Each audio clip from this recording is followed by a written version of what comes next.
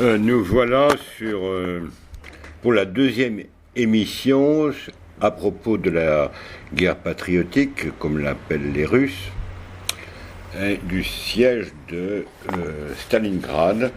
Donc deuxième émission. On avait évoqué le début du siège, la famine, et malgré tout comment la ville luttait, tenait toujours, et les distractions que la ville malgré tout était vivante. J'ai évoqué les théâtres, l'orchestre. Bon. Continuons cet aspect. Le 2 juillet 1942, un avion qui venait de l'Oural apporta la partition de la 7e symphonie de Dmitri Shostakovich.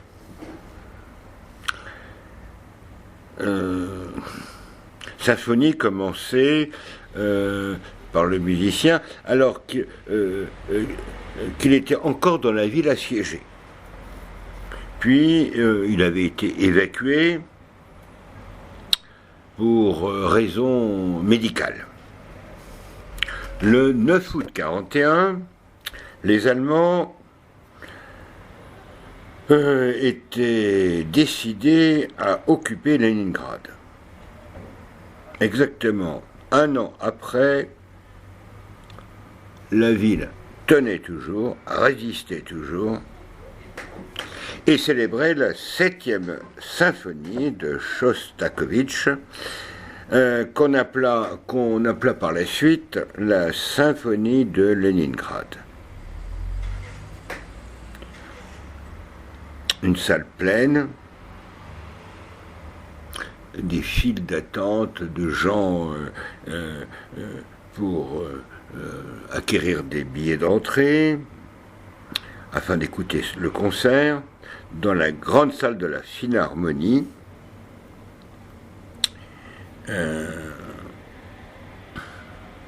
Toute la salle était éclairée. À cette époque, il ne faut pas l'oublier, il n'y avait pas d'électricité qu'une fois par jour, et ce pour peu de temps.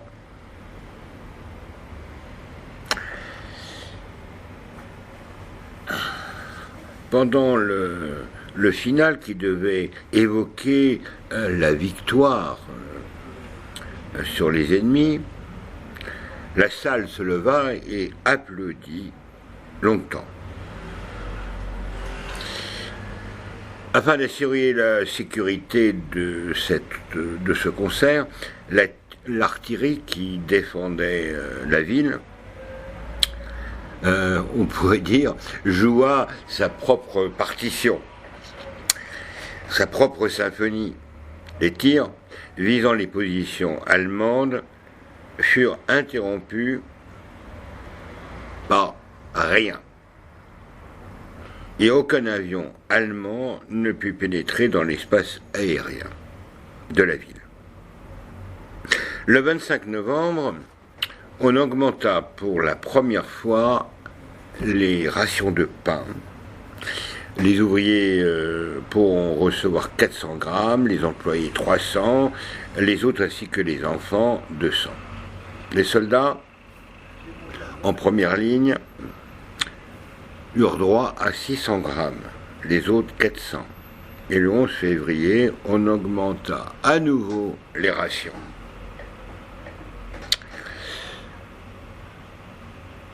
On va, par différents moyens, essayer d'évacuer la population. Ces tentatives avaient commencé à la fin novembre 1941, mais l'évacuation ne devait être massive qu'en janvier 1942, quand la glace était assez solide. Et les premiers à quitter cette ville assiégée furent les enfants, les femmes, avec enfants, les malades, les blessés, les invalides. Puis, On évacua les chercheurs, les étudiants, les élèves des établissements professionnels et les ouvriers avec leurs familles. Le point culminant de la mortalité fut atteint en janvier 1942. Durant un seul mois, moururent 96 751 personnes. Et au cours des premiers jours de février, on compte environ 36 606 décès. Dans l'histoire, on trouve peu de faits analogues, d'exemples de forteresses, de villes qui se soient rendues pour cause d'épidémie. Leningrad réussit, elle aussi, à échapper à la reddition.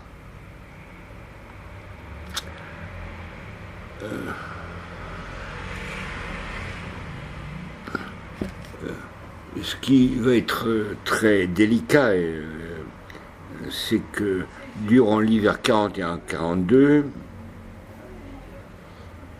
la ville va connaître une véritable invasion de rats.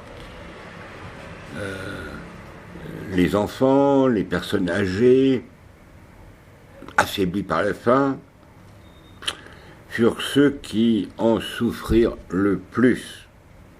D'autre part, les rats,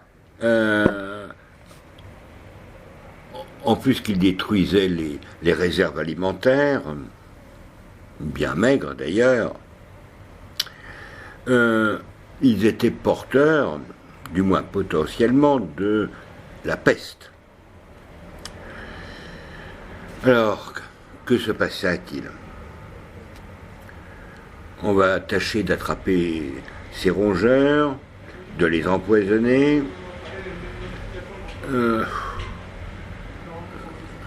Mais on va arrêter ces tentatives parce que de crainte d'empoisonner la population aussi, par voie de conséquence.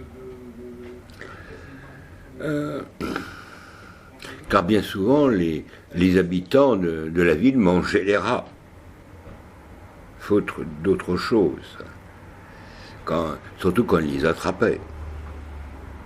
Alors les médecins employèrent une méthode connue, éprouvée. Ils inoculaient aux rats qu'ils attrapaient le microbe du typhus du rat, qui présente aucun danger pour l'homme. Puis, ils le relâchaient.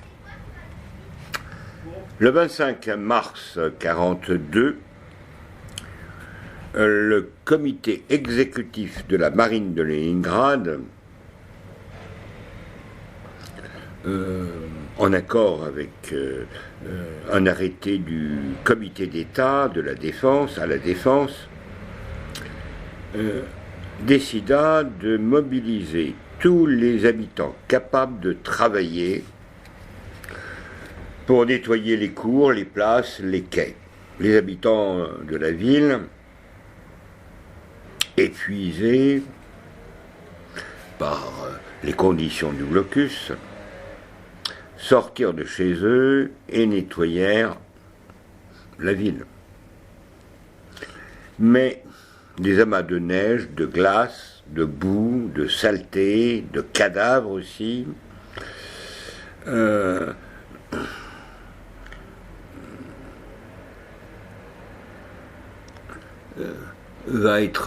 tout ça va être évacué, nettoyé. Le printemps était proche. Et avec lui, c'est le risque de voir se développer des épidémies. Vers le 15 avril 1942, aidés par des soldats de la garnison, ils avaient nettoyé 12 000 cours plus de 3 millions de mètres carrés de rues, de places, de quais, et évacué plus d'1 million de tonnes de détritus, de déchets et de neige. À la fin du mois, les tramways se remirent à circuler. Le 12 janvier 1943, à 9h30, une salve de Katyushka déchira le silence. Puis, sur toute la ligne du front, commencèrent les tirs d'artillerie. Et lorsqu'ils cessèrent, des milliers de soldats sortirent sur la glace. Et à la fin du premier jour, l'attaque des divisions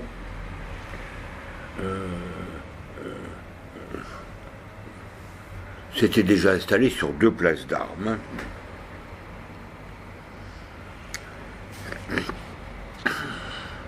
De la rive gauche de la Neva.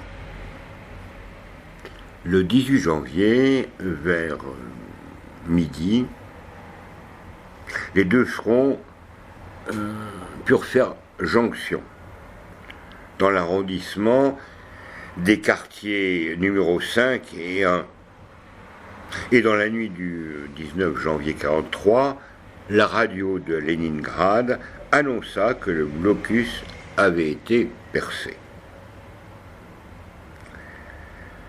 Dans la nuit du 18 janvier 1943, le comité d'État de la Défense demanda de poursuivre et même d'accélérer la construction d'un embranchement de voies ferrées reliant Leningrad au reste du pays. En 18 jours, les ouvriers construisirent la ligne d'une longueur d'environ 33 km et un passage sur la Neva. Le 7 janvier, au matin, les habitants de Leningrad accueillirent avec joie, avec enthousiasme, le premier convoi venu de l'intérieur. Et de février à décembre 1943, ça va être de nombreux trains qui vont emprunter cette nouvelle voie ferrée. Le 14 janvier 1944, à 9h35, les bâtiments de la flotte de Kronstadt vont ouvrir le feu sur les Allemands. L'attaque était menée avec conjointement entre les forts et les navires, et s'appuyant sur une puissante artillerie de campagne. À 10h40 commença l'attaque des régiments de tirailleurs de la 2e armée. Et le 27 janvier 1944, les armées des fronts de Leningrad et de Volkhov enfoncèrent la défense de la 18e armée allemande et écrasèrent l'essentiel de ses forces et pénétrèrent sur 60 km à l'intérieur du pays. Vu la réelle menace d'encerclement, les Allemands reculèrent. Avec la libération des villes de Pushkino et Gatchina et de Tchoudovo, le blocus de Leningrad était levé, enfin. Bien des années plus tard, par exemple, en particulier lors de la Perestroïka, lors de l'ouverture sous Gorbatchev,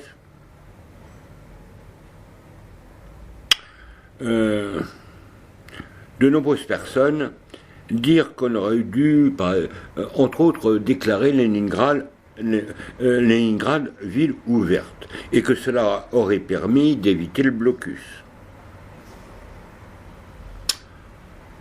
Mais cela était impossible.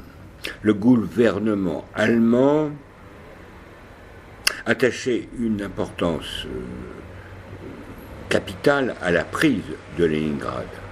La chute de Leningrad pouvait être fatale pour la Russie. Elle aurait entraîné la perte de la flotte de la Baltique, des ports de Mourmansk, entre autres, par lesquels arrivait l'aide des Alliés, mais aussi la perte de sites industriels majeurs. Et de plus, c'était l'abandon d'un lieu historique, de ce que les Russes à l'époque appelaient le berceau de la Révolution. Et ça a eu des terribles répercussions sur le plan psychologique, du moral des Russes et sur le plan politique. Et il est très vraisemblable que Moscou serait aussi tombé, étant donné que les Allemands auraient pu lui porter un coup fatal par le nord. En continuant la lutte pour Stalingrad et en sacrifiant la population de la ville, Staline a sauvé Moscou et la Russie. L'ordre de Hitler était clair, ne comportait aucune ambiguïté. Leningrad devait disparaître de la carte. Le Führer avait, à de nombreuses reprises, exigé de raser la ville, d'anéantir sa population, de l'exterminer par la faim, de briser toute résistance par des attaques massives des forces aériennes et de l'artillerie. La ville ne pouvait espérer aucune indulgence. Si Leningrad avait été prise, les habitants auraient été inévitablement condamnés. Les Allemands n'avaient pas l'intention de les nourrir. Et si la vie a pu continuer dans Paris occupé, la situation était radicalement différente pour l'URSS, où l'Allemagne menait une guerre d'extermination. Et ceux qui ont survécu au siège étaient des gens ordinaires. Ils ont su faire l'impossible, survivre dans des conditions terribles, non seulement survivre, mais rester des hommes debout. Et on peut dire qu'ils ont écrit une page d'histoire.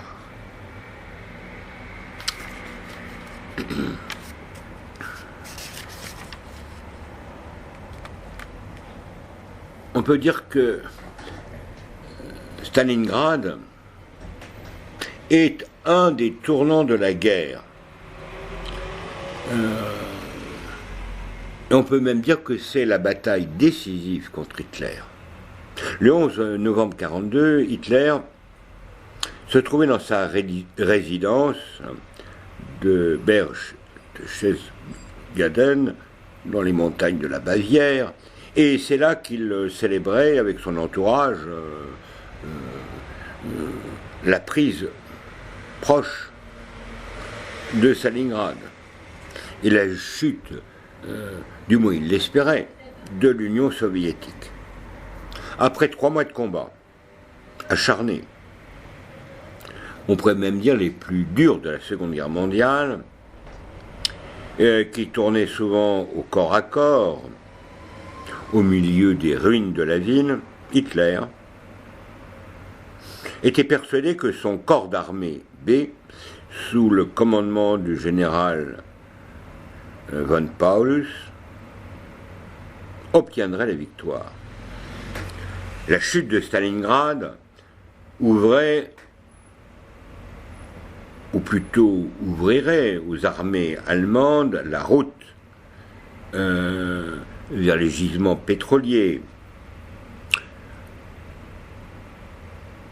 qui est d'une importance capitale, vitale, ouvrait la route du Caucase, mais aussi la route du Nord pour anéantir sur le front central les forces soviétiques qui défendaient Moscou et Leningrad. L'attaque de ces villes, l'année précédente, avait échoué. Hitler était tellement sûr, tellement confiant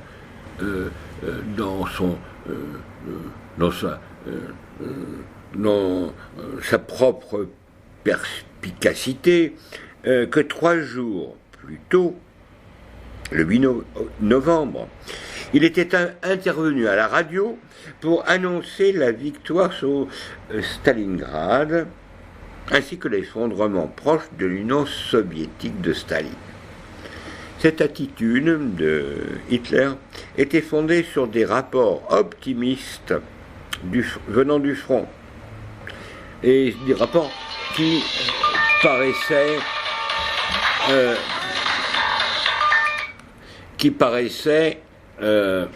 convaincants. Les troupes allemandes occupaient 90% du territoire de Stalingrad, jusqu'à la rive de la Volga, à l'est et à l'est.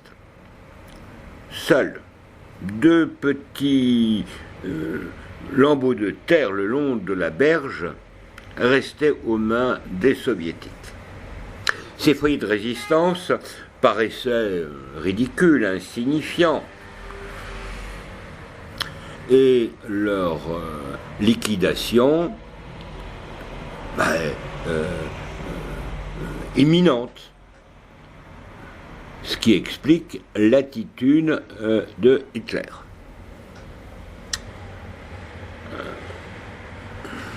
Mais avant même que Hitler et son entourage n'aient fini de célébrer le 11 novembre, des nouvelles de Stalingrad montraient que, de fait, la bataille pour la ville était loin d'être terminée. En effet, cette bataille que beaucoup qualifiaient de tournant sur le théâtre européen des opérations militaires de la Seconde Guerre mondiale n'était qu'à mi-chemin. D'autres analystes vont encore plus loin et déclarent que si la bataille de l'atoll de Midway fut décisive dans le Pacifique, les combats d'El-Alamein d'une importance majeure en Afrique du Nord, puisqu'ils entraînaient la libération de l'Italie, Stalingrad fut la bataille qui décida de toute la guerre et la cause de la chute de Hitler et de son régime. Bien sûr, ce point de vue, cette analyse, ne trouve pas forcément un écho favorable dans les pays membres de l'OTAN. Car, semble-t-il,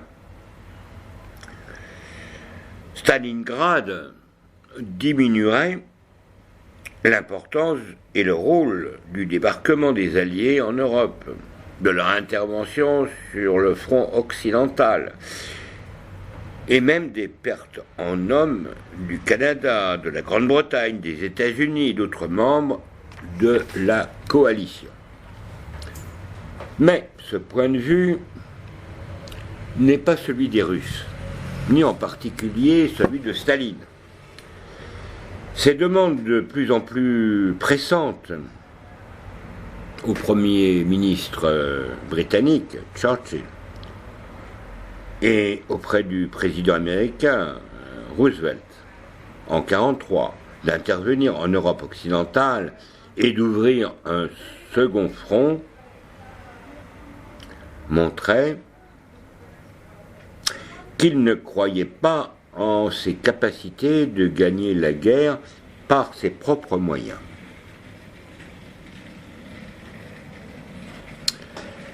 Il est indiscutable que Stalingrad fut le point ultime auquel pouvait parvenir la machine de guerre allemande. Jusqu'à Stalingrad, Hitler attaquait encore. Après, il n'avait déjà plus rien que la retraite. Et en fin de compte, la défaite. Les rapports qui parviennent ou parvinrent au nid d'aigle de Hitler au soir du 11 novembre disaient que l'armée soviétique attaquait en masse, en force, la troisième armée roumaine ainsi que les unités hongroises et italiennes qui défendaient le flanc nord de l'armée russe. Quelques jours plus tard, parvinrent encore d'autres rapports mentionnant qu'un autre détachement soviétique, soutenu par des blindés, lançait une attaque contre les divisions roumaines qui défendaient le flanc sud des Allemands. Les officiers de l'état-major de Hitler comprirent tout de suite que Paulus et sa 6e armée allaient se trouver encerclés, enfermés dans Stalingrad. Et ils vont conseiller au Führer de retirer très rapidement son armée avant que le piège ne se referme. Hitler refuse. Que disait-il? Et je cite: jamais, jamais, jamais, je m'éloignerai de la Volga. Va-t-il hurler au téléphone à von Paulus. Hitler ordonne au général Manstein, qui se trouvait avec ses troupes sur le front nord de la Russie, de se diriger le plus vite possible vers le sud et de rompre le blocus qui commençait autour de Stalingrad. L'intervention du général fut retardée tout simplement par l'arrivée de l'hiver, et c'est seulement que au 9 décembre qu'il parvint assez près de Stalingrad, à environ 50 km, pour que les troupes de Paulus, qui se trouvaient dans les ruines de la ville, puissent voir ces fusées de signalisation. C'était la dernière chance pour Paulus et son million de soldats. En effet, quand la bataille du 2 février de l'année suivante va se terminer, les Allemands et leurs alliés ont perdu 750 000 hommes, morts et blessés, et 91 000 prisonniers. On estime à environ à peine 5 000 ces prisonniers de guerre qui reviendront chez eux des camps soviétiques. Cette bataille ne fut pas moins sanglante pour les soviétiques, commandée par le maréchal Zhukov. Son armée de 1 million et quelques d'hommes en perdit près de 500 000, 478 000 morts ou disparus, 650 000 blessés ou malades. Et pendant presque toute la durée des combats, l'espérance de vie moyenne du fantassin soviétique sur le front était d'une journée. À cela, ajoutons que 40 000 citoyens de Stalingrad, au minimum, vont mourir au cours des combats. Stalingrad, indissolublement, elle est vraiment, cette ville, liée à la bataille de Kursk, où va se dérouler des combats de chars, le plus rude de toute l'histoire moderne. Bataille qui va avoir lieu entre juillet et août 1943, quand l'Allemand Manstein essaya d'enfoncer les lignes du front après la défaite de Stalingrad et la victoire des forces soviétiques sous Kharkov qui va s'en suivre. Après Kursk, où les armées soviétiques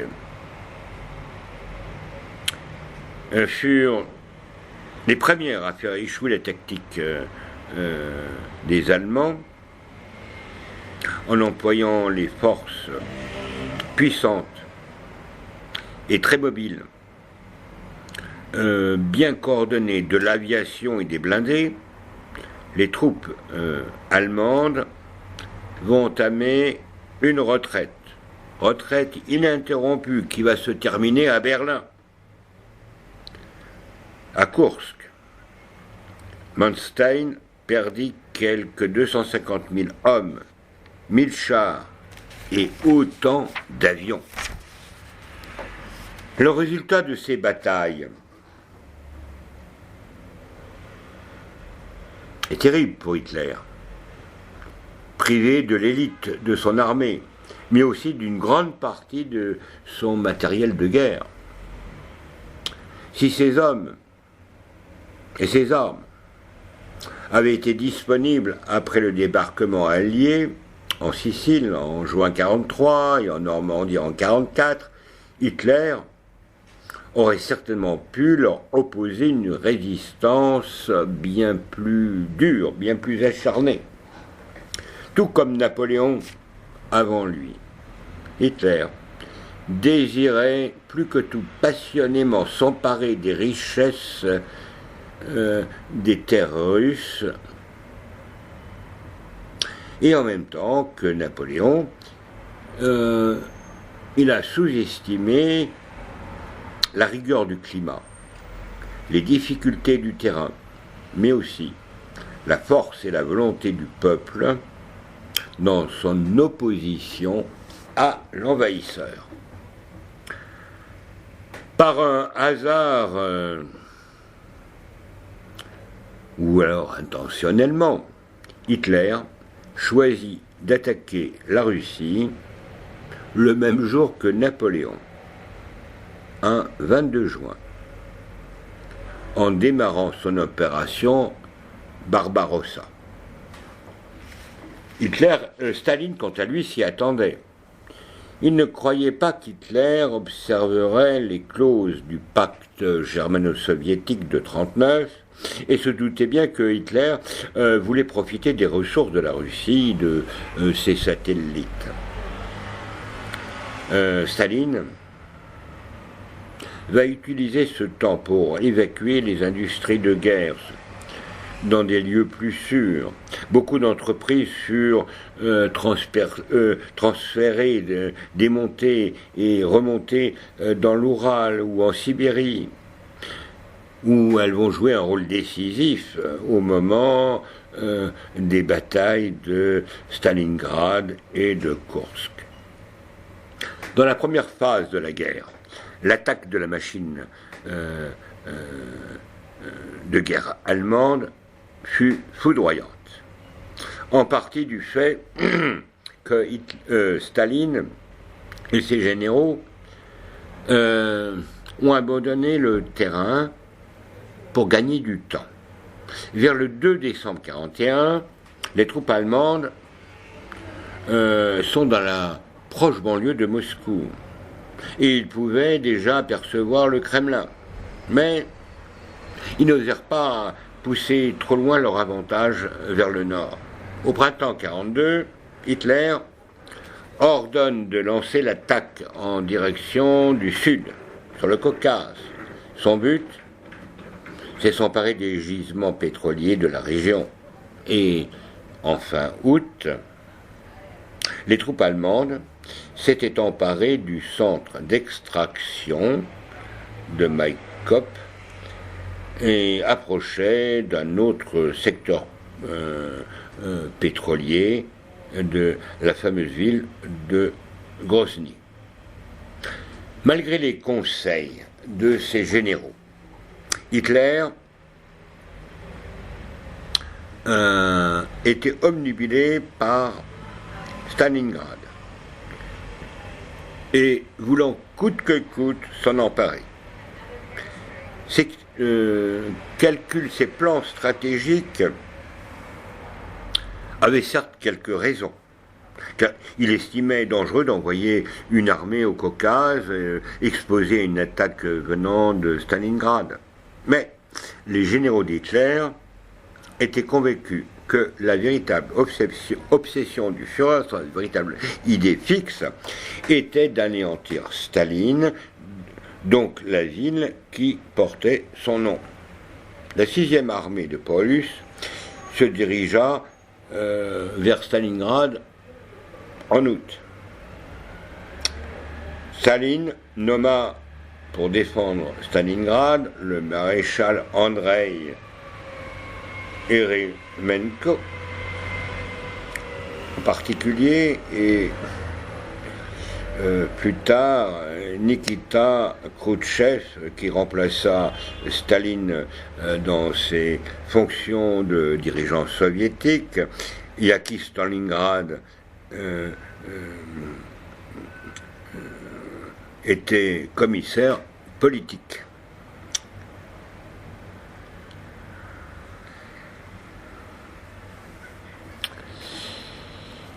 Les troupes russes, qui avaient souvent l'air de simples milices, quand ils n'avaient qu'un fusil pour 6 soldats, réduisirent à néant la suprématie aérienne allemande, leur artillerie, par des combats rapprochés. L'usine russe, qui produisait les fameux chars T-34 et qui n'avait pas été évacué à l'arrière avant l'arrivée des Allemands, continua son travail jusqu'à la fin août. Et quand l'armée de Paulus fit son entrée, fit sa trouée vers les rives de la Volga et prit possession de presque tout Stalingrad, ils se sabordèrent. Les combattants étaient totalement épuisés, leur ravitaillement n'arrivait que de façon épisodique. Quand les soviétiques passèrent à la contre-attaque à la fin novembre, avec 3 armées au nord, 2 au sud, Stalingrad resta bloqué pendant 2 jours. La Luftwaffe allemande ne pouvait pas ravitailler les troupes car les 300 000 militaires encerclés dans la poche nécessitaient environ 800 tonnes de vivres. Et avec les forces disponibles, l'aviation ne pouvait lâcher que 100 tonnes par jour. Et même cette possibilité va être réduite rapidement du fait de l'accroissement tant qualitatif que qualitatif des forces aériennes soviétiques. Fin novembre, Hitler ordonne à contre-cœur à Manstein de forcer le siège depuis le nord, mais il interdit à Paulus d'organiser une percée pour évacuer les troupes, bien que cela restait la seule issue possible. Le 9 décembre 1942, l'armée de Manstein parvint à 50 km du périmètre qui entourait Paulus, mais n'osa pas avancer davantage.